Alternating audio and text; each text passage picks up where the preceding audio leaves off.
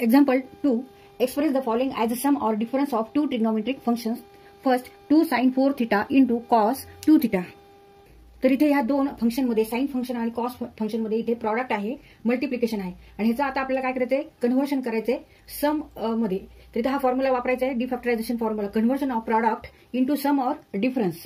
तर इथे sine A cos B म्हणजे sine 4 theta cos 2 theta. Here A equal to 4 theta and B equal to 2 theta.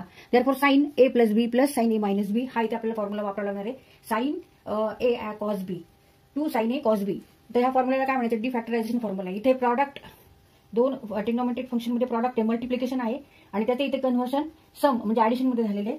तर अशा फॉर्म्युलाने काय म्हणायचं, डिफॅक्टरायझेशन फॉर्म्युला आहे हा, की प्रॉडक्ट इथे आपण कन्व्हर्शन सम किंवा डिफरन्स म्हणजे बेरीज किंवा वजाबाकी करतो दोन फंक्शन मध्ये.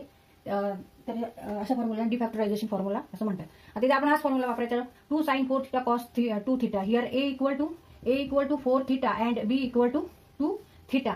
Now sin A plus B means 4 theta plus 2 theta plus sin A minus B means 4 theta minus 2 theta equal to sin 6 theta. 4 theta plus 2 theta means 6 theta plus sin 4 theta minus 2 theta means 2 theta. आता हे answer आहे. तर इथे आपण हा formula वापरून हे answer काढलेले. तर म्हणजे ह्याचा अर्थ काय, आपले असे फॉर्म्युले हे सगळे आहेत, डिफॅक्टरायझेशन फॉर्म्युले पाठ करायचे आहेत आपल्याला. The second example 4 sin A plus B divided by 2 into sin A minus B divided by 2. आता ह्याचा आपल्याला आन्सर काढायचं तर परत फॉर्म्युलाच वापरायचा, डिफॅक्टरायझेशन. साइन आणि साइन दोन फंक्शन हे साइनचेच आहेत, फक्त अँगल वेगळा. इथे A plus B divide by 2, इथे A minus B divide by 2 आहे. तर इथे आपल्याला कोणता फॉर्म्युला वापरायचा आहे, आता परत इथे डिफॅक्टरायझेशन फॉर्म्युला वापरायचा. ह्या दोन ट्रिग्नोमेट्रिक फंक्शनमध्ये प्रॉडक्ट आहे. आता इथे आपल्याला जे आन्सर येईल ते सम किंवा डिफरन्स मध्ये येणार आहे. तर आता डिफॅक्टरायझेशन फॉर्म्युला कोणता इथे वापरायचा आपण बघू. 2 sin A sin B यांच्यामध्ये मल्टिप्लिकेशन आहे, साइन ए साइन बी मध्ये, equal to cos A minus B minus cos A plus B. तिथे डिफरन्स आले आन्सर मध्ये आणि इकडे प्रॉडक्ट आहे दोन ट्रिग्नोमेट्रिक फंक्शन, साइन दोन्ही फंक्शन साइन आहेत आणि इकडे जे आलेले आहेत फंक्शन ते कॉसचे आहेत आणि दोघांमध्ये इथे मायनस आहे, cos A minus B minus cos A plus बी. आता इथे जो ए आहे, इथे ए कोणता आहे, A plus B divide by 2 आणि बी कोणता आहे, इथे ए मायनस बी डिवाइड बाय 2. म्हणजे हा एक अँगल आहे, हा एक अँगल आहे. इथे जसं हा एक अँगल होता, A is here one angle, another angle is here B. Here is one angle is first angle is A plus B divided by 2 and another is A minus B divided by 2. आता इथे आपण हा formula वापरायचा फक्त, cos A minus B means A plus B divided by 2 minus A minus B upon 2. आता इथे हा formula इथे 4 आहे, इथे 2 आहे मात्र. मग ह्याचा अर्थ काय, इथे 2 into 2 आधी आपल्याला लिहावं लागेल. 2 into 2 असं आधी लिहून घेऊ, ही स्टेप लिहून घेऊ. 2 into 2 means 4. 2 into 2 means 4. मग 2 sin A plus B divided by 2 into sine A minus B divided by 2. आता इथे ह्याच्यासाठी आपल्याला हा फॉर्म्युला वापरता येईल, कारण इथे 2 sin ए कॉस साइन बी आहे, म्हणजे 2 sin angle into sine another angle. तर इथे हा फॉर्म्युला वापरू शकतो. तर 2 इथे घ्यावी लागते पहिल्यांदा. 2 sin A plus B divide by 2 into sine A minus B divide by 2 equal to cos A plus B 2 into cos A plus B. Here A is A plus B, A plus B divided by 2 minus another angle minus A minus B divided by 2 minus आता इथलं minus cos A plus B,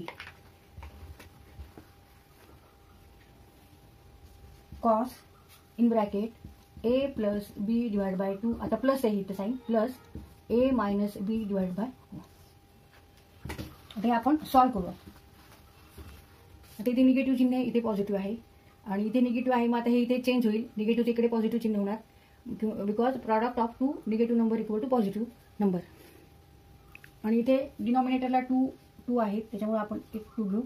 A plus B minus ए, हे मात्र इथलं चिन्ह बदलणार, इथली sign change होणार आहे, negative becomes here positive B minus cos, जसं आपण फ्रॅक्शनची ऍडिशन करतो तशीच ऍडिशन आहे, A plus B plus A minus B. आता कोणत्या टर्म्स डिलीट होतात ते बघायचंय. 2 कॉस, आता इथे निगेटिव्ह ए आहे आणि इथे हे पॉझिटिव्ह आहे, कारण इथे नाहीये साइन, ह्याचा अर्थ पॉझिटिव्ह धरतो. मग A minus A equal to 0, B plus B equal to 2b divided by 2 minus cos A plus A equal to 2a and B minus B equal to 0. इकडे जसं ए कट झाले, इकडे B cut झालेत, divided by 2. मग आता 2 1 2 2 1 2 2 1 2 2 1 2 cos B minus cos A. इथे 2 1 2 2 1 2 2 1 2 2 1 2 2 into cos B means 2 cos B minus 2 into cos A, 2 cos A, आणि हे आन्सर आहे. आता इथे मायनसचं चिन्ह आलं, दोन फंक्शनमध्ये मायनसचं चिन्ह आलं. आणि इथे आपल्याला क्वेश्चनमध्ये इथे मल्टिप्लिकेशन होतं, दोन फंक्शनमध्ये, दोन ट्रिग्नोमेट्रिक फंक्शनमध्ये. इथे साइन फंक्शन आहे, ह्यांच्यामध्ये मल्टिप्लिकेशन होतं आणि ह्याचं कन्व्हर्शन इथे आपण इथे डिफरन्समध्ये केलं. दोन फंक्शन इथे कोसाइन फंक्शन आहेत, कॉस कॉस आहेत, इथे आपण मायनस डिफरन्समध्ये ह्यांचं कन्व्हर्शन झालं. तर अशा फॉर्म्युलांना काय म्हणतात? डिफॅक्टरायझेशन फॉर्म्युला.